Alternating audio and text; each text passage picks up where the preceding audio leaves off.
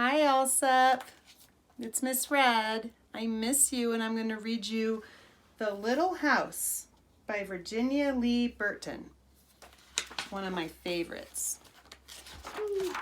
Okay, shh. My 3-year-old is here, so she might make some noise. Ready? Once upon a time, there was a little house way out in the country. She was a pretty little house, and she was strong and well built. The man who built her so well said, "This little house shall never be sold for gold or silver, and she will live to see our great-great-grandchildren's great-great-grandchildren living in her."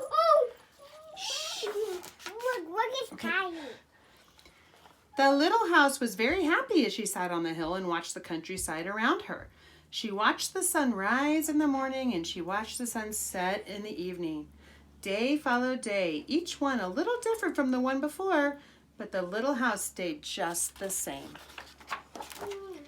In the nights, she watched the moon grow from a thin new moon to a full moon, and then back again into a thin old moon. When there was no moon, she watched the stars.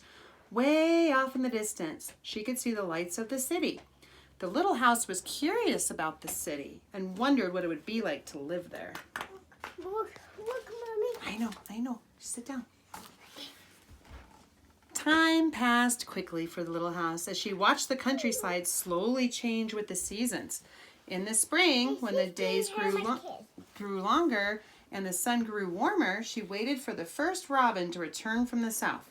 She watched the grass turn green. She watched the children playing in the brook. There's the children. They're playing. Sit down. In the long summer days, she sat in the sun and watched the trees cover themselves with leaves. She watched the children swimming in the pool. There they are. Sadie. I'm reading. In the fall, when the days grew shorter and the nights colder, she watched the first frost. She watched the children going back to school. There they go, just like you guys will go soon, hopefully. In the winter, when the nights were long and the days short, she watched the children coasting and skating. Year followed year. The apple trees grew old and new ones were planted. The children grew up and went to the city. And now at night, the lights of the city seemed brighter and brighter. One day, the little house was surprised to see a horseless carriage coming down the winding country road. So a horseless carriage is a car. Sit down, Sadie. Pretty soon, there were more of them on the road and fewer carriages pulled by horses. Shh. Pretty soon, along came some surveyors and surveyed a line in front of the little house. Shh. Pretty soon, along came a steam shovel and dug a road. Then some trucks came and dumped big stones on the road. And some other trucks with tar and sand, and pretty soon the road was done. So they're building a road in front of the little house. Sadie. Shh. Now the little house watched the trucks and cars going back and forth to the city. Gas stations, roadside stands, small houses followed the little road. Everything moved much faster now than before. Look at how many more people are there. Do you want to sit on my lap? Yes. Then you need to sit and be quiet. Come on. Okay. Sit and be quiet so I can finish. More roads were made and the countryside was divided. More houses, bigger houses, apartment houses and tenement houses, schools, stores, garages spread over the land. No one wanted to live in her and take care of her. She stayed and watched. Look at how they built the whole city around the little house. It's so sad. Now it was not so quiet and peaceful at night. Now the lights of the city were bright and very close. This must be living in the city, thought the little house, and she didn't know whether she liked it or not. She missed the fields of daisies and the apple trees in the moonlight. Pretty soon there were cars going back and forth in front of the little house.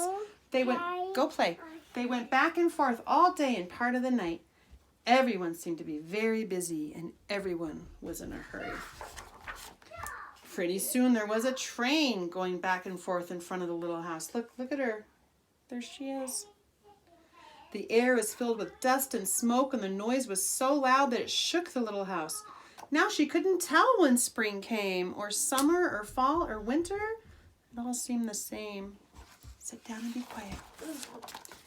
Pretty soon, there was a subway going back and forth underneath the little house. She couldn't see it, but she could feel it and she could hear it. Look, there she is. No one noticed the little house anymore. They hurried by without a glance. Pretty soon, they tore down the apartment houses and started digging big cellars. The steam shovels dug down 3 stories, one on each side. They were building huge buildings. And look, the little house is right there. Be quiet. Now the little house only saw the sun at noon and didn't see the moon or the stars at all because the lights were too bright. She didn't like living in the city. At night, she used to dream of the country and the field of daisies and the apple trees in the moonlight. No. I know, poor little house. Is the little house so sad? Oh no. Then, one fine morning, came along the great-great-granddaughter of the man who built the little house so well. She saw the little house, but she didn't hurry by. She stopped, and she said to her husband, "That little house looks just like the little house my grandmother lived in when she was a little girl. Only that little house was way out in the country on a hill covered with daisies and apple trees." They found out it was the same house. So they went to the movers to see if the little house could be moved. The movers looked the little house all over and said, "Sure, this house is good as ever. She's built so well we could move her anywhere." So they jacked up the little house and put her on wheels. Traffic was held up for hours as they slowly moved her out of the city. Come on, shh, stop. We're almost done, stop. At first, the little house was frightened, but after she got used to it, she liked it. They rolled along the big road, and they rolled around the little roads until they were way out in the country. When the little house saw the green grass and heard the birds singing, she didn't feel sad anymore. They went along and along, but they couldn't seem to find just the right place. They tried the little house there. They tried her here. Finally, they saw a little hill in the middle of a field and apple trees growing around. "There," said the great-great-granddaughter. "That's just the place." "Yes, it is," said the little house to herself. A cellar was dug on top of the hill, and slowly they moved the house from the road to the hill. The windows and shutters were fixed, and once again they painted her a lovely shade of pink. As the little house settled down, she smiled happily. Once again, she could watch the sun and moon and stars. And once again, she could watch spring and summer and fall and winter come and go. Once again, she was lived in and taken care of, and she has kids again. Never again would she be wondering about the city. Never again would she want to live there. The stars twinkled above her. A new moon was coming up. It was spring, and all was quiet and peaceful in the country. The end. Can you clap? Here, put her in the camera. Yay! I don't want to take a bath. Okay. Love you all, Sub Kids. I hope you like the story. Bye-bye.